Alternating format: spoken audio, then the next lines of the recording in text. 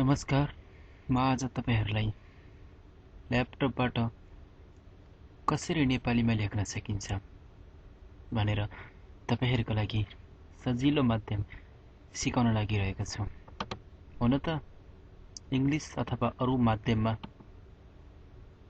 यसरी सिकाइएको भिडियोहरु नेटमा धेरै नै भेटिन्छ।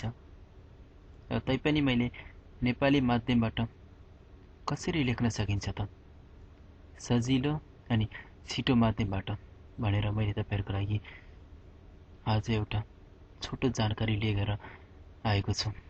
सर्वप्रथम तपाई कम्प्युटरको यहाँ जानुस्, कम्प्युटरको अनि यहाँबाट तपाई डेस्कटप भित्र जानुस् र यहाँ तपाईले केही प्रोग्रामहरु देख्नुहुनेछ र त्यसमा तपाई कन्ट्रोल प्यानललाई ओपन गर्नुस् हुन्छ। अनि त्यहाँबाट तपाई ल्याङ्ग्वेजमा जानुस्। ल्याङ्ग्वेज कहाँ छ? अब हामी ल्याङ्ग्वेज खोज्नु पर्ने हुनेछ र त्यो भन्दा सजिलो उपाय हामी कसरी नि जान सकिन्छ भने यहाँ गएर विन्डोलाई क्लिक हानुस् र त्यहाँ ल्याङ्ग्वेज लेख्नुस्। यसरी ल्याङ्ग्वेज लेखेपछि यहाँ ल्याङ्ग्वेज आउँछ र त्यसलाई क्लिक हान्नुस् हुन्छ। अनि त्यसपछि तपाईले देख्नुहुनेछ युनाइटेड स्टेट ल्याङ्ग्वेज अनि त्यसमा लोकेसनमा क्लिक गर्नुस्। युनाइटेड स्टेट छ अनि त्यसपछि कीबोर्ड एन्ड ल्याङ्ग्वेज आउँछ र त्यहाँ गएपछि चेन्ज कीबोर्डलाई क्लिक हान्नुस् र त्यहाँ तपाईले देख्न सक्नुहुन्छ इंग्लिश ल्याङ्ग्वेज र इंग्लिश ल्याङ्ग्वेजको अपवादमा तपाईले लास्टमा भेट्न सक्नुहुनेछ यहाँ 8 ल्याङ्ग्वेज गर्न सकिनेछ। तपाईलाई 8 ल्याङ्ग्वेज गर्नको लागि यहाँ जानुपर्ने हुन्छ। तर मैले यहाँ पहिले नै नेपालीमा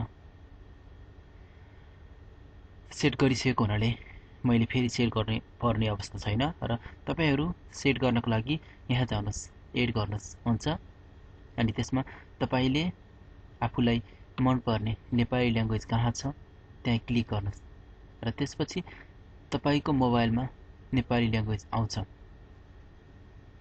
म हेर्दै छु है त नेपाली ल्याङ्ग्वेज कहाँ छ भनेर। हेर्नुस् त यहाँ नेपाली ल्याङ्ग्वेज नेपालीलाई क्लिक गरेको छ अनि नेपालीलाई क्लिक गरेपछि यहाँ गुगल ड्राइभमा गएर क्लिक गर्नुस् र त्यसपछि यहाँ ओके गरिदिनुस् हुन्छ। अनि त्यसपछि तपाईले नेपालीमा लेख्न सक्नुहुनेछ र त्यसपछि हामी यहाँ ओके गरिन्छ। ओके गरेपछि सकियो हैन। अनि त्यसपछि यहाँ जानुस्, यहाँ ओके गरिदिनुस् र त्यसपछि यसलाई कटाउनुस् र अब नेपालीमा हुन्छ हुँदैन हामी हेरौं हुन्छ।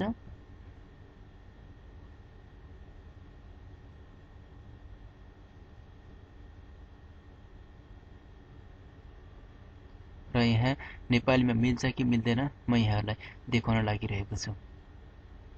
ले हेर्नुस् म यहाँ आरामै छु अनि हजुरलाई कस्तो छ भयो।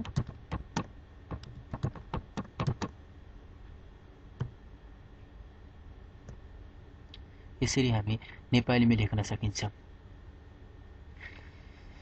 मित्रहरु लाग्छ तपाईहरुले मैले देखाएको भिडियो हेर्नुहुनेछ अनि तपाईहरु पनि नेपालीमा लेख्न सक्नुहुनेछ भन्ने आशा गरेको छु।